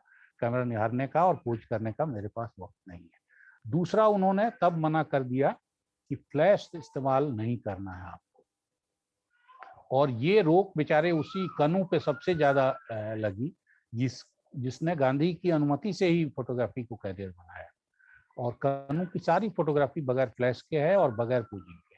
लेकिन कनू को लाभ ये भी था कि वो 24 घंटे गांधी के साथ रहते थे, उसी आश्रम में रहते थे, तो उनको गांधी हर मुद्रा में जैसा मन हुआ उस तरह से उन्होंने खींचा। और फिर आने जाने का किसी भी दुनिया के फोटोग्राफर की तुलना में कनू को ज़्यादा तस्वीरें मिली, ज़्यादा अच्छी तस्वीरें मिली। क्वालिटी के मामले में हो सकता है कि वो उनसे बेहतर क्वालिटी की तस्वीरें भी लोगों ने खींची, लेकिन कनू को सबसे ज़्यादा फोटो मिले हैं। और इसीलिए जिस जर्मन कलेक्टर ने आज कनू का खजाना हथिया लिया है, वो दुनिया भर में उस खजाने को लुटा रहा है और लुटाते हुए कमाई कर रहा है, भारी कमाई। उसका कहना तो ये है कि गांधी के प्रमोशन पे और तस्वीरों के प्रमोशन पे खर्चा करता हूँ, उस आबा के और कनू के परिवार को पैसा भेजता हूँ, लेकिन मुझे नहीं लगता कि पैसे का इस किस्म का कोई बहुत सामान्य हिसाब है। जबकि तस्वीरों को की कीमत और गांधी से जुड़ी सामग्री की कीमत आसमान पे था। 4 चीजें, कटोरा और एक गांधी की घड़ी और चश्मे का डब्बा, यही जुटाने में, और चम्मच लकड़ी का, यही जुटाने में भारत सरकार की हालत खराब हो गई फिर एक दफे जब नीलामी हुई है। तो इन चीजों को ऊपर पहुंचाना, अब वो कैसे संभव होगा कि उन तस्वीरों पे, और मजे की बात यह है कि उन तस्वीरों का इस्तेमाल जब राजमोहन गांधी ने किया, जब नारायण देसाई ने किया, महादेव देसाई के पुत्र, तो उनको लीगल नोटिस आने लगे कि आप ये कॉपीराइट के अधीन है और हमारे पास इसका कॉपीराइट है, आप इसका इस्तेमाल नहीं कर सकते। तो अब गांधी के पोते को गांधी की तस्वीर इस्तेमाल करने की, और वो भी दूसरे पोते का खींचा हुआ, तो ये सब चीजें अपनी जगह हैं। लेकिन गांधी को तस्वीरों का पता था, गांधी के लाइफ को हम तस्वीरों के माध्यम से जानते हैं, और गांधी के जीवन को बताने के लिए उनके स्कूली दिनों से और इंग्लैंड पढ़ाई के दिनों से उनकी तस्वीरें उपलब्ध हैं, जिससे गांधी समझ में आने लगते हैं कि गांधी, उनके जनेऊ का, उनके सब की भी तस्वीरें हैं। हालांकि चंपारण की कोई तस्वीर नहीं है जिस पर मैंने काम किया है। तो चंपारण पे मैंने काम किया, लेकिन चंपारण की एक भी तस्वीर नहीं। 40 में गांधी जब चंपारण दोबारा गए थे तब की एक आध तस्वीर है, वो भी स्टेशन से उतरते हुए। गांधी की कोई अच्छी तस्वीर चंपारण, तब असल में फोटोग्राफी काफी मुश्किल काम था, काफी महंगा काम था और काफी शहरी काम था। उससे भी गांधी के देहात की तस्वीर तब नहीं है, वो कनू गए हैं तो जाके वो तस्वीरें निकली हैं। वो शहरी काम था, क्योंकि कैमरा ले आना ले जाना और कैमरे की कीमत और उससे डेवलप करना और प्रिंट करना, ये सब काम काफी शहरी मामला ही था, उसमें देहात संभव नहीं था। गांधी के फिल्मों की चर्चा मैं कर रहा था। 2 फिल्मों की चर्चा के बाद मैं ये कहूँगा कि 2-3 फिल्में और, जिसमें एक फिल्म तो एटनबरो की है जिसने जबरदस्त कमाई की। मेरे ख्याल उस समय $2-2.5 करोड़ लगा के उन्होंने फिल्म बनाई थी। 80 में वो फिल्म रिलीज हो गई थी और उसकी कमाई उस जमाने में $12-13 करोड़ मानी गई थी, मैंने 6 गुना कमाई उनको हुई। लेकिन इस फिल्म का प्रोजेक्ट ऐसा था जिसमें एटेनबरो ने अपनी जान लगाई थी, और ये नेहरू जी के समय से ही शुरू हुआ था। नेहरू के कहने ही से उन्होंने इस पे काम शुरू किया, और फिर उसको बनवाने में इंदिरा गांधी की वापसी ने एक महत्वपूर्ण भूमिका निभाई। कई सर बाद में कमेंट पढ़ दूंगा सर, मैं कुछ लोग लिख हाँ, रहे हैं बट वो मैं हाँ, बाद में। तो कई जो हैं, लेकिन वो फिल्म ऐसी बनी है कि उसने गांधी को जिंदा कर दिया फिर से। तो उस फिल्म को किसी विदेशी ने बनाया, देसी ने बनाया, विदेशी कलाकार ने उसमें एक्टिंग की, उस पर क्या असर हुआ, किस पे क्या असर हुआ, उस फिल्म में जितनी मेहनत उन्होंने की है और जिस किस्म की मेहनत की है और जिस किस्म की कल्पनाशीलता दिखाई है। जैसे चंपारण का एक प्रकरण उसमें है कि एक महिला नहा रही है और गांधी अपनी पगड़ी, उसका जिस्म दिख रहा है, तो गांधी उसको देख के अपनी पगड़ी बहा देते हैं पानी। वो प्रकरण ऐसा था कि किसी महिला को बहुत गंदा देख के और उसके शरीर से बदबू आते देख के गांधी ने कस्तूरबा से कहा कि तुम इसको कहो कि नहाती क्यों नहीं, तो और कुछ नहीं तो कम से कम रोज नहा लिया करे और कपड़े को पानी से ही धो ले। नदी नदी के पास ही के वो लोग थे, वितरवा नदी के पास ही है, वहीं का ये किस्सा है। तो उस महिला से जब कस्तूरबा ने कहा तो उसने कहा कि ये महात्मा जी से कहिए कि एक दूसरी साड़ी दिला दें, क्योंकि एक साड़ी में अगर मैं नहाने लगूंगी तब तो फिर नंगी ही रहना पड़ेगा। तो गांधी इससे इतने प्रभावित हुए, दुखी हुए कि रोने लगे, टप टप आंसू उनके आंख से आने लगे, क्योंकि उन्होंने हाइजीन और सफाई और इन चीजों को और गरीबी के रिश्ते को ठीक से समझा नहीं था। उसके पहले ही चंपारण में ही उनको ये समझ गई। तो लेकिन उस प्रसंग को अलग अलग ढंग से लोगों ने, जैसे मणि कौल ने वो फिल्म, मणि कौल ने नहीं, ये मृणाल सेन ने वो फिल्म जब बनाई है, तो उन्होंने ये कर दिया कि एक ही साड़ी है और घर में कई औरतें हैं और वो बारी बारी से जो बाहर जाता है वो साड़ी पहन के जाता है। ये भी एक पिक्चराइजेशन का अच्छा तरीका था। और इस चलते ये भ्रम भी फैला कि गांधी ने असल में क्या कहा था या हुआ क्या था, जबकि आत्मकथा में ये प्रकरण है। मैं इसलिए कह रहा हूँ कि आत्मकथा भी लोग ठीक से नहीं पढ़ते हैं, ये आत्मकथा में ये प्रकरण। तो उन्होंने वैसे दिखाया, लेकिन जब एटनबरो ने वो दृश्य पिक्चराइज किया वो नहीं। ठीक यही हाल धरसाना का हम देखते हैं कि नमक सत्याग्रह में स्वयंसेवकों की कैसी पिटाई हुई और गांधी ने कैसे स्वयंसेवक तैयार किए थे, कितने बहादुर, ये भी एटनबरो ने अपने पिक्चराइजेशन से दिखाया। और उस पिक्चराइजेशन ने जो असर डाला, मेरे ख्याल मिलर की रिपोर्ट ने तब वैसा असर डाला होगा, नहीं डाला होगा, या मिलर की चर्चा उसके पहले कभी उस तरह से होती थी कि नहीं होती थी, क्योंकि उसी तरह के किस्से देश में कई जगह हुए। कहलगांव में हुए, कहलगांव में बहुत बुरी तरह मार पड़ी, राजेंद्र बाबू को पड़ी। राजेंद्र बाबू बच गए क्योंकि पुलिस अफसर उनका कोई एक परिचित निकल आया, उसने उनको बचा लिया। लेकिन अब्दुल बारी जो अध्यक्ष थे बिहार कांग्रेस के, उनको इतनी पिटाई हुई कि लगभग वो मरते मरते बचे। तो अब तक जो है, लेकिन उसमें से एक प्रसंग चुन के उन्होंने ऐसा पिक्चराइज किया कि सारी दुनिया में गांधीयन मूवमेंट का और सत्याग्रह का और सत्याग्रहों की प्रशिक्षण का और गांधी की अहिंसा का, मेरे ख्याल उससे ज्यादा इम्पैक्ट किसी चीज से नहीं पड़ा होगा। तो एटनबरो की फिल्म बहुत बड़ी और सचमुच महान फिल्म है, तो उस फिल्म को देखना चाहिए। ऐसी ही एक अच्छी फिल्म बनी जिसकी उतनी ज्यादा चर्चा नहीं हुई, मेकिंग ऑफ महात्मा, वो श्याम बेनेगल ने बनाई है। वो फिल्म भी बहुत जबरदस्त ढंग से और बड़ी बारीक रिसर्च के साथ, और गांधी के दक्षिण अफ्रीका में इमरजेंस पे वो फिल्म बनी है। वो फिल्म भी बहुत ही असरदार है। ठीक उसी किस्म की कई फिल्में और बनी है, हे राम बनी है, फिर उसके बाद गांधी माई फादर बनी है। लेकिन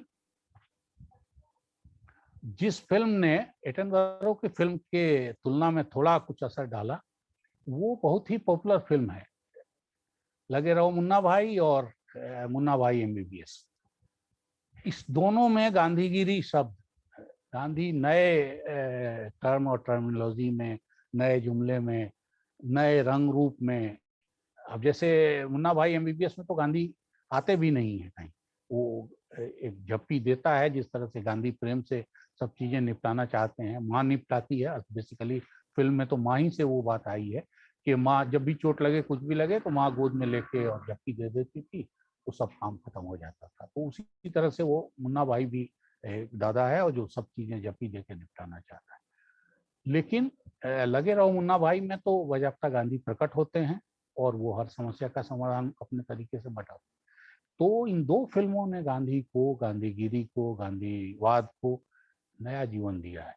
तो फिल्में कितनी इफेक्टिव हैं ये एटनबरो की फिल्म बताती है, ये विधु विनोद चोपड़ा की फिल्म बताती है, और ये जो बाकी फिल्में जिनकी चर्चा मैं कर रहा हूँ।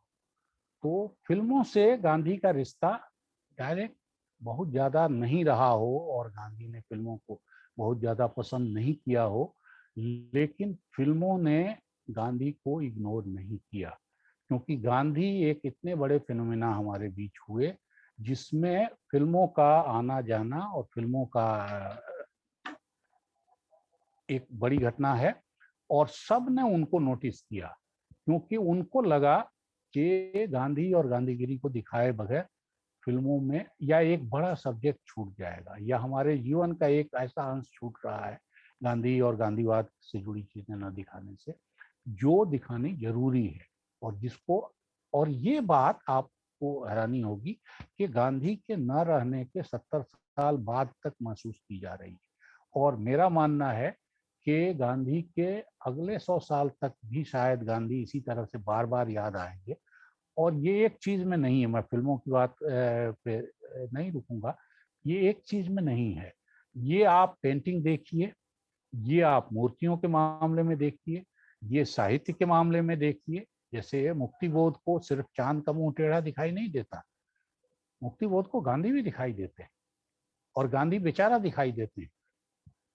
एक तरफ रेणु को गांधी दिखाई देते हैं। तो जो भी हमारे क्रिएटिव लोग हैं, फिल्म के हों, पेंटिंग म्यूजिक वाले हों, म्यूजिक गाने का तो ऐसा ऐसा किस्सा है कि सचमुच रोंगटे खड़े हो जाते हैं कि गांधी ने ये गांधी के मरने की खबर आई तो वहां बैठे बैठे रविशंकर ने कुछ बजा दिया, कुछ और जो नया ही है, और वो अभी भी माना जाता है वैसे। इसी तरह से जो हमारी ये सुबह लक्ष्मी से गांधी जिद करके कुछ कुछ गवाते थे, और एक बार जिद उन्होंने किया तो उन्होंने अपना रिकॉर्ड जहाज से भेजा गांधी को सुनाने के लिए, और उसके बाद गांधी के मरने की तुरंत खबर आ गई।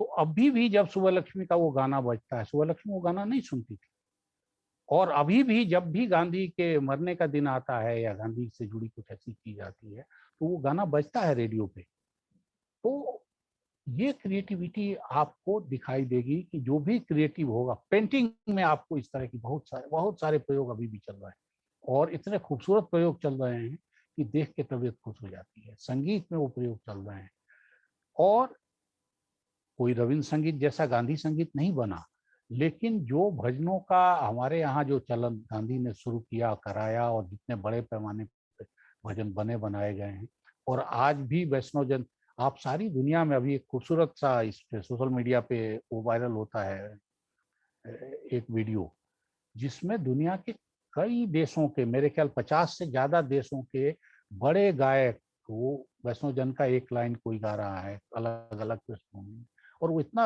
आनंद आता है उसको। आपको भाषा समझ में नहीं आएगी कि वैष्णव जन किस भाषा का गाना है, क्योंकि संगीत वहाँ इतने ऊंचे लेवल पे आ जाता है। तो गांधी इस किस्म की क्रिएटिविटी के प्रेरक हैं। गांधी का जीवन और उनका दर्शन इतना बड़ा है कि वो प्रेरणा देता रहेगा, और सिनेमा के लोगों ने भी उनको कभी इस बात के लिए छोड़ा नहीं है कि गांधी को फिल्मों से कोई बहुत ज्यादा प्रेम नहीं था। गांधी फिल्मों को अफीम और जुआ और शराब और सट्टा जैसा मानते थे, एक बुराई मानते थे। इसका किसी फिल्म वाले ने बुरा नहीं माना है। गांधी का मजाक भी कहीं उड़ा होगा, लेकिन आम तौर पे जो गांधी पिक्चराइज हुए हैं, जो फिल्मों में आए हैं, जो उन पर फिल्में बनी हैं या उनके विषय से जुड़ी फिल्में बनी हैं, वो गांधी को बड़े ऊंचे, बल्कि पहले से और ऊंचे पेडेस्टल पर खड़ा करती हैं, और गांधी को एक प्रेरणा के तौर पे सारी दुनिया में पेश करती हैं। और गांधी अगर आज जीवित हैं तो अपने विचारों का बल और उनके अपने कामों का बल तो है ही, लेकिन जो हमारे रचनात्मक कलाकार हैं सब फील्डों के, जिसमें फिल्म के लोग भी हैं, उनका योगदान बहुत बड़ा है। और जिन दो फिल्मों की चर्चा, दो फिल्मकारों की चर्चा मैं कर रहा हूँ, एटनबरो की और विधु विनोद चोपड़ा की, इन दो का योगदान तो काफी बड़ा है। और हमको उम्मीद करनी चाहिए कि आने वाले वक्त में इस किस्म की चीजें और बढ़ने वाली हैं और बढ़ेंगी, क्योंकि गांधी में वो ताकत है, वो क्षमता है, जो आने वाले समय की मुश्किलों की भी के भी जो सवाल होंगे उनका समाधान गांधी में दिखाई देगा। क्योंकि गांधी ने सभ्यतागत लड़ाई लड़ी, कोई एक राजनीतिक लड़ाई नहीं लड़ी है। गांधी ने कोई एक पार्टी का या एक पद का या एक हिंदुस्तान की लड़ाई, आज़ादी की लड़ाई नहीं लड़ी। गांधी ने दुनिया में एक अलग सभ्यता संस्कृति लाने की लड़ाई लड़ी है, और वो आपको, हमको सबको प्रेरित कर रहा है। तो हमारे आपके बीच में जो भी रचनात्मक लोग हैं या जिनमें रचनात्मक कौशल है, उनको प्रेरित न करे, यही हैरानी की बात होगी। और जो फिल्में बनी हैं, जो फिल्मों से जुड़े लोग रहे हैं, बड़े लोग रहे हैं, वो उनका काम जिनकी चर्चा हमने थोड़ी की है, और काफी कुछ होगा, हो सकता है मैंने मिस किया हो, क्योंकि इन फिल्मों में मेरी रुचि, मैंने आपको कहा कि थोड़ी कम है। तो इन सब लोगों ने गांधी के बारे में उसी तरह की चीजें दिखाई हैं, उसी तरह की चीजें सामने रखी हैं। जिससे गांधी बड़े ही होते गए हैं और गांधी के इस रंग रूप को बनाने में, गांधी की इस लोकप्रियता में फिल्मों का भी पर्याप्त योगदान है। तो मुख्य बात मैं इतनी कह रहा हूँ। अभी कोई कोई सवाल आ रहा है तो मैं कोशिश करता हूँ कि उन सवालों को समझ के या कोई सर पूछना चाहे तो। सर आप इजाजत है तो क्या मैं उन सवालों को पढ़ दूं सर? इन सवालों पे कुछ सवाल जो पूछे गए हैं सर, उन प्रश्नों को मैं पूछ देता हूं सर, अगर आप हाँ कहें तो। बोलिए। हाँ हाँ। सर एक प्रश्न है विनय खंडेलवाल जी का। क्या सिनेमा के माध्यम से गांधी जी पर अब तक बनी फिल्में कितनी प्रासंगिक रही हैं, और भविष्य में गांधी जी पर फिल्म या डॉक्यूमेंट्री की क्या संभावनाएं नजर आती हैं? अब तक जो बन गई हैं उस पर, और भविष्य में अभी आजकल सर क्या संभावनाएं हैं गांधी पर फिल्म बनने की या डॉक्यूमेंट्री बनने की? दूसरा एक प्रश्न ये है सर कि गांधी जी का जिस तरीके से बॉलीवुड सिनेमा में प्रयोग किया गया है, वो एक तरीके से मार्केटिंग के लिए या मुनाफा के लिए एक तरीके से उनका उपयोग किया जा रहा है। उसी तरीके से जिस तरीके से मिडिवल पीरियड के दौरान मध्यकालीन समय की चीजों को प्रस्तुत कर कर एक खास तरीके के माइंडसेट को प्रस्तुत कर कर किया जा रहा है। तो उनका कहना है कि ये कितना अपने आप में उचित है, क्योंकि ये एक तरीके से उनका ये मानना है कि गांधी जो है और बुद्धिज्म को, दोनों को भारत के संदर्भ में एक तरीके से प्रॉब्लम के रूप में देख रहे हैं इस प्रश्न को उठाकर। तो ये एक दो क्वेश्चन है सर, इसके अलावा दो प्रश्न और हैं, तो एक एक और पूछें सर, या इन दोनों का पहले कुछ? नहीं, पूछ लीजिए, मैं नोट कर रहा हूँ। ठीक है। एक प्रश्न है सर, जो ये कह रहे हैं कि जो मुन्ना भाई फिल्म के अंदर लगे रहो मुन्ना भाई के अंदर जो गांधीगिरी शब्द का जो इस्तेमाल किया गया है, वो गांधीवाद के वृक्ष में बहुत डेरोगेटरी है, जबकि जादू की झप्पी में भी रिफ्लेक्ट जो ज्यादा गांधीज्म के क्लोज नजर आता है, नजदीक नजर आता है। आप इसके बारे में क्या कहेंगे सर?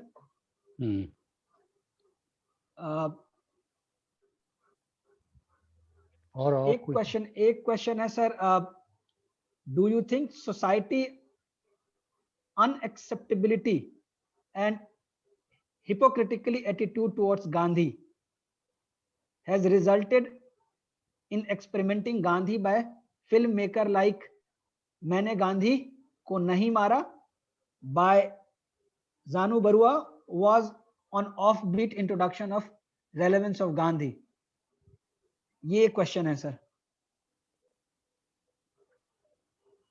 ठीक है, और तो नहीं है? नहीं, अभी तो नहीं है सर। चलिए, तो एक एक करके जवाब देने की कोशिश करते हैं।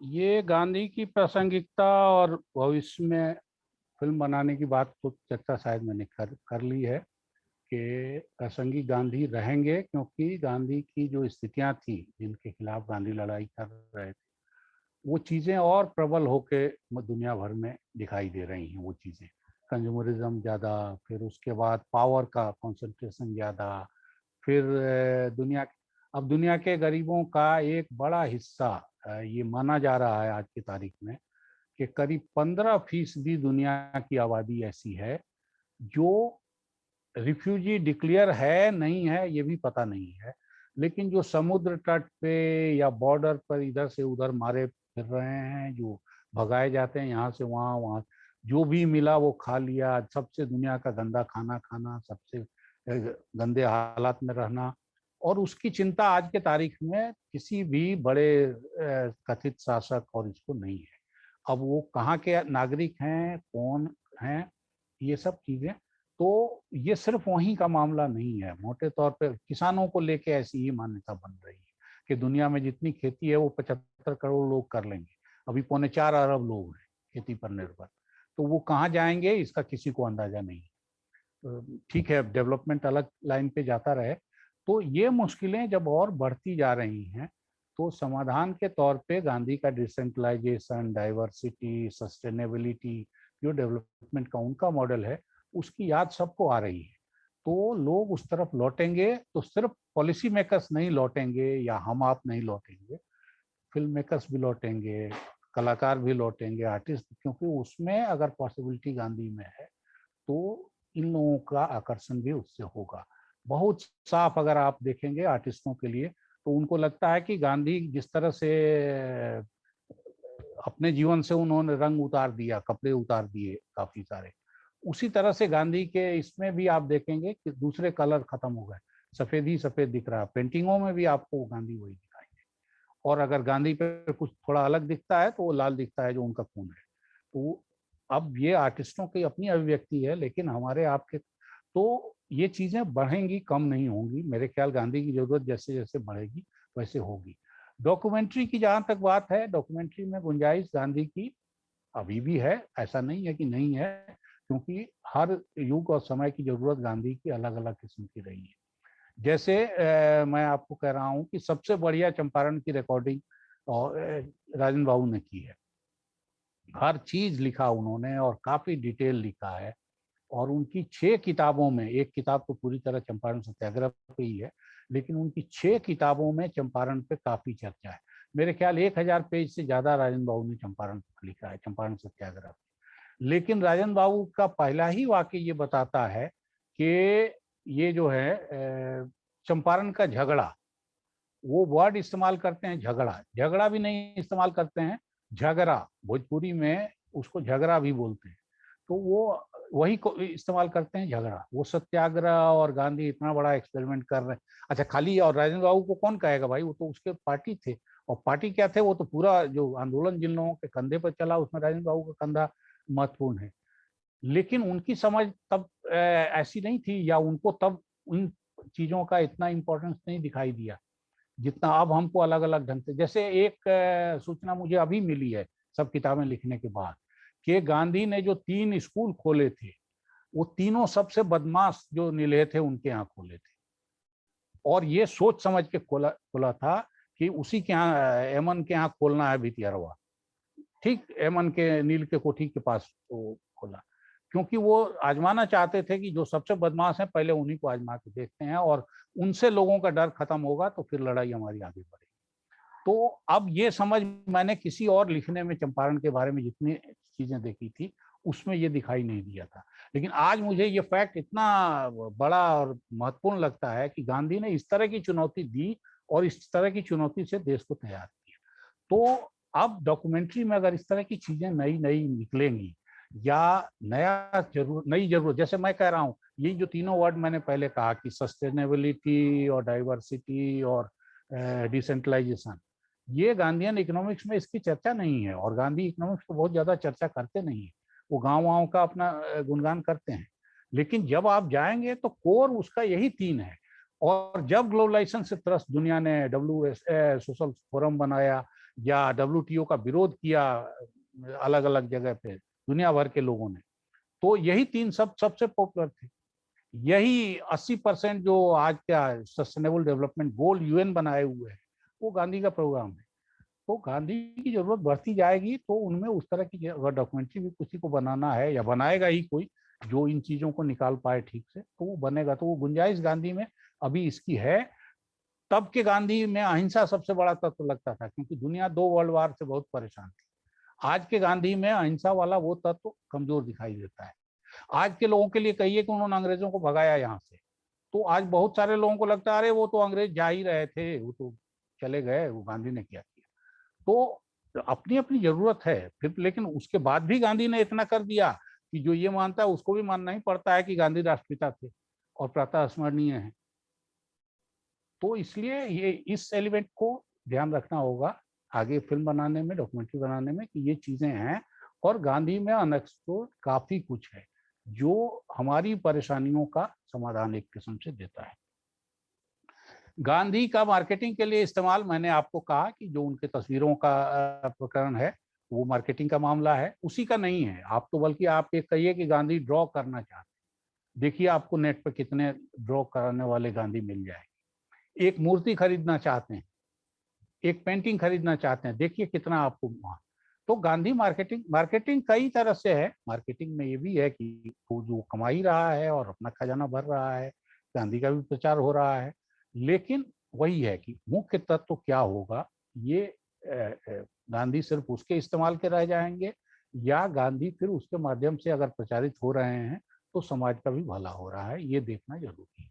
तो फिल्म वाले भी अगर गांधी का इस्तेमाल इस तरह से करते हैं मार्केटिंग के लिए तो कोई हर्जा नहीं है। पार्टी के लोग भी कर रहे हैं, उन पार्टी के लोग भी कर रहे हैं जो एकदम आइडियोलॉजिकली गांधी के खिलाफ थे। सारे कम्युनिस्ट सारे पूरे पीरियड गांधी का विरोध करते रहे अभी हाल तक। अब आजकल उनको लगता है कि संघ का ये बड़ा है तो गांधी रक्षक है। संघ के लोग गांधी का विरोध करते रहे, आज उनको प्रातःस्मरणीय गिन रहे हैं। तो इसलिए वो इस्तेमाल तो मार्केटिंग और इसमें होता रहेगा, लेकिन उसमें गांधी नुकसान में जा रहे हैं, दूसरा कोई फायदा ही फायदा में है। ये देखना होगा कि संतुलन किस तरफ है। और फिल्म वाले भी करें तो कोई ऐसा हर्जा नहीं है, बाकी भी कर रहे हैं, फिल्म वाले भी करें। गांधीगिरी शब्द जो है वो डेरोगेटरी लगता है कई दफे। अब जैसे अभी कुछ समय पहले रहमान साहब ने एक गाना बनाया था वंदे मातरम का, माँ तुझे सलाम। अब उस पर बहुत बवाल लोगों ने मचाया। वंदे मातरम उसमें है, लेकिन वो जो मुख्य टेक है वो माँ तुझे सलाम। म्यूजिक के हिसाब से उनको वो ठीक लगा होगा। और ये सिर्फ उसी एक गाने में नहीं है, हम देखते हैं कि सारे गानों के साथ ये होता है कि, या गांधी के रंग रूप के साथ ही होता है कि कौन तस्वीर कब ज्यादा, या उनके भजन का ही है। ईश्वर अल्लाह तेरो नाम उस गाने में नहीं है, पहले वो बाद में जुड़ा है। तो एक जमाने तक वही गाना गांधी के लिए सबसे प्रिय लगता था और गांधी के नाम पर लगता था। लेकिन आज के तारीख में वैष्णव जन मेरे ख्याल सबसे ऊपर हो गया है उसमें। तो इस किस्म का रेस चलता रहेगा, इसमें कोई बहुत ज्यादा और डेरोगेटरी और ये कोई मतलब नहीं है। गांधी का नाम मजबूरी है कि मजबूती है, गांधी बेचारगी का नाम है या किसका नाम है, डेरोगेटरी शब्द भी चलते रहे हैं। लेकिन ये जरूर है कि हमको सामान्य ढंग से जब इस्तेमाल करते हैं तो आदर रखना चाहिए, क्योंकि एक इतने बड़े महात्मा और हमारे लिए और पूरी मानवता के लिए एक ऐसा रत्न है जिसके बारे में डेरोगेटरी शब्दों से बचना चाहिए। लेकिन मेरे ख्याल से गांधीगिरी से कोई ऐसा डेरोगेटरी शब्द ऐसी ध्वनि नहीं निकलती है, बल्कि कुल मिला के उस फिल्म से गांधीगिरी शब्द से गांधी के बारे में रिस्पेक्ट बढ़ता है, गांधीयन तरीके के बारे में रिस्पेक्ट बढ़ता है।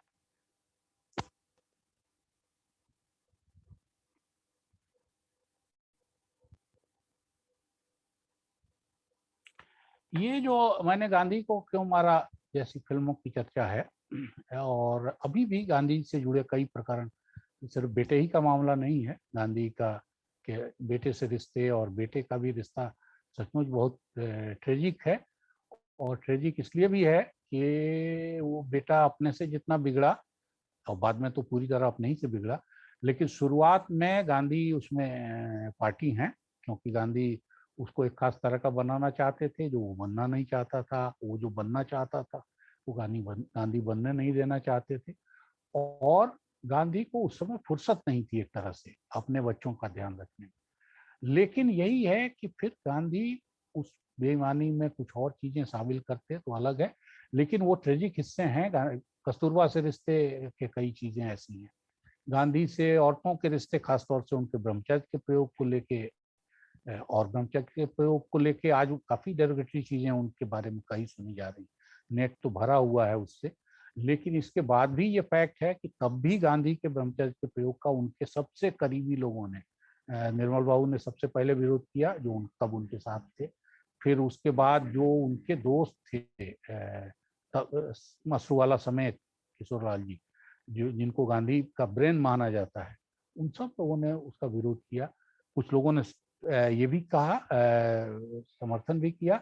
और दूसरा ये है कि ब्रह्मचर्य के प्रयोग को उस स्तर पे आके समझना ये भी बहुत आसान नहीं है। तो इन रिश्तों को समझना, इनके बारे में समझना, इनके बारे में टिप्पणी करना, इनके बारे में फिल्म बनाना, इनके बारे में रिसर्च करना, मुझे इसमें कोई हर्जा दिखाई नहीं देता है, बल्कि इनको दबाने छुपाने ही में गड़बड़ है क्योंकि गांधी अपनी कोई चीज इस तरह से दबा छुपा के नहीं करते। जो ये सेक्स के प्रयोग ही उनके हैं। मेरे ख्याल सरोजनी ने सबसे पहले, सरोजनी ने नहीं, सुशीला जी ने सबसे पहले ये कबूल किया कि हाँ ये है।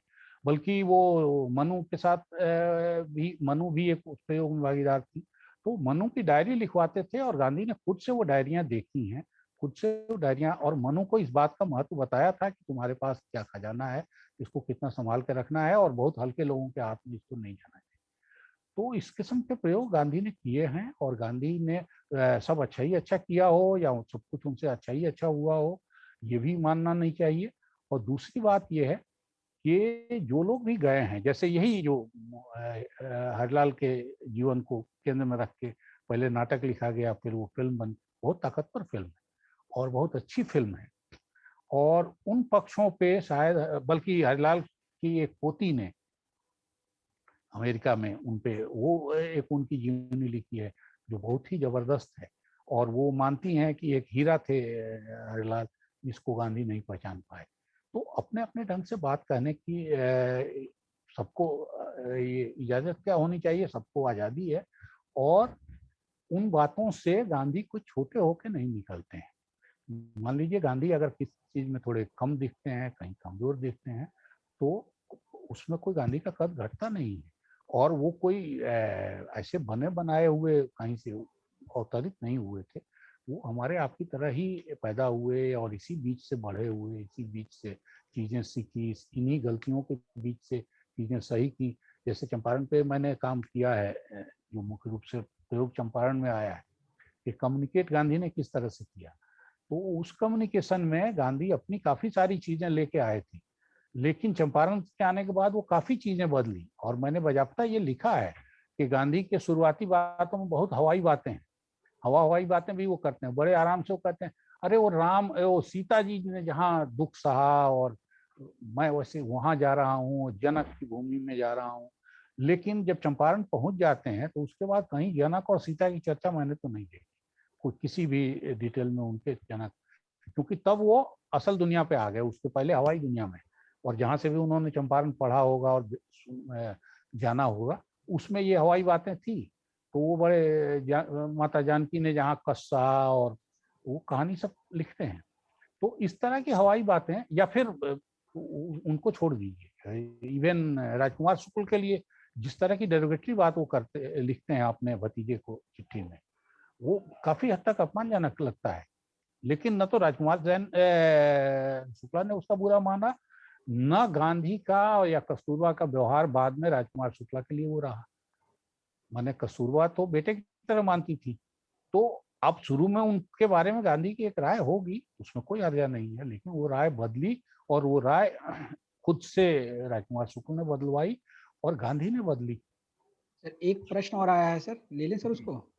हाँ। प्रश्न का उत्तर तो लगभग सर, एक प्रश्न है उसका उत्तर तो लगभग मुझे लगता है आपने दे दिया है। प्रश्न ये था सर कि जो जितने भी हिस्टोरिकल कैरेक्टर हुए हैं, ऐतिहासिक जो चरित्र हुए हैं, चाहे शिवाजी हो, झांसी की रानी हो, गांधी हो, जोधा अकबर हो या पद्मावती हो, इन पे जिस तरीके की मूवी बनी है, उस पे सवाल ये है इनका कि इस तरीके के जो हिस्टोरिक कैरेक्टर हैं, उनके ऊपर जो मूवी है जो बनी है वो कितनी ऑथेंटिसिटी के करीब है, उस पे विश्वास किया जाए कि ऑथेंटिक है, या ये माना जाए कि वो महज एक इमेजिनेशन है। देखिए, जब रचनात्मक काम की बात हम करते हैं, तो फिर भी जो क्रिएटर है उसको तो आज़ादी रखनी चाहिए, वो आज़ादी देनी चाहिए कि वो यही है कि वो चीज़ों को उल्टी दिशा में ले जाता है या सही दिशा में ले जाता है, ये देखने की चीज़ होनी चाहिए। इसके अलावा बाकी चीज़ों पे बहुत ज़्यादा टोका टोकी की जरूरत नहीं है। एक मीडियम जो मांग करता है वो मीडियम अलग हो सकता है, दूसरा मीडियम कुछ और मांग करता है, वो जरूरत हो सकती है।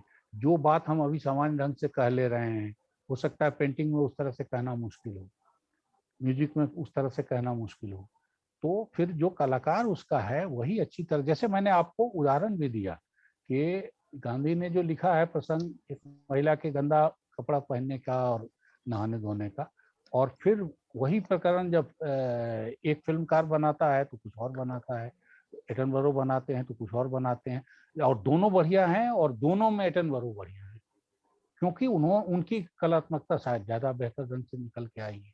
यही मुन्ना भाई वाले में है कि वो कहानी तो कुछ और कह रहा है, लेकिन उसमें गांधीगिरी शब्द हल्का शब्द है गांधीवाद के तुलना में। गांधीवाद में एक भारी भरकम और थोड़ा बोझिल सा एहसास भी होता है, लेकिन गांधीगिरी उस हिसाब से हल्का शब्द है। लेकिन तब भी उस शब्द से कोई अपमान का बोध नहीं होता, बल्कि गांधी के विचारों का और गांधी के तौर तरीकों का एक तरह से प्रचार ही होता है। सर, समय के अभाव को देखते हुए समय हो गया है, और अगले हमारे जो अतिथि है वो भी जुड़ चुके हैं, गेस्ट। तो सर, मैं अपने सबसे पहले जितने भी प्रतिभागी जिन्होंने सवाल पूछा है उनका बहुत बहुत धन्यवाद, और साथ ही जिन्होंने अरविंद मोहन सर के इस खूबसूरत व्याख्यान को से प्रभावित होकर इतने सारे सुंदर जो टिप्पणियां की हैं और इतनी सारी बधाइयां दी हैं, और बोला कि सर आपका वक्तव्य जो है और बहुत ही सूचनाप्रद, बहुत ही लाभदायक, और बहुत ही सहजता, सरलता और सत्यता और ईमानदारी के साथ जो रखा है सर, उसको हमारे सभी प्रतिभागियों ने सराहा है। तो उसको ध्यान में रखते हुए सर, सत्र का समापन करते हुए मैं ऑर्गेनाइजिंग समिति की तरफ से सर आपका सर और महाविद्यालय की तरफ से आपका सर विशेष आभार व्यक्त करता हूं सर, कि आपने अपना समय दिया सर, महत्वपूर्ण, बहुमूल्य, और गांधी के उन पक्षों को हमारे सामने उजागर किया जिन पक्षों को हम कई बार गांधी की स्वयं की लिखी गई पुस्तकों या जो दूसरी अन्य जो पॉपुलर पुस्तकें हैं उनके द्वारा हम नहीं जान पाते हैं, नहीं समझ पाते हैं। उसको बहुत बारीकी और बहुत बेबाकी के साथ आपने हमारे इस कार्यक्रम के दौरान रखा। सर, सभी का आपने जो मार्गदर्शन किया और जो सभी का आपने जो ज्ञानवर्धन किया, उसके लिए सर आपका बहुत बहुत धन्यवाद, बहुत बहुत आभार। भविष्य में सर आपके साथ इस तरीके से जुड़े रहेंगे, और समय समय पर आपको ऐसे बुलाकर आपसे इस तरीके से ज्ञानवर्धक बातें हम करते रहेंगे। तो सर, महाविद्यालय की तरफ से सर पुनः आपका बहुत बहुत आभार और धन्यवाद। धन्यवाद। Over to you, Amit ji.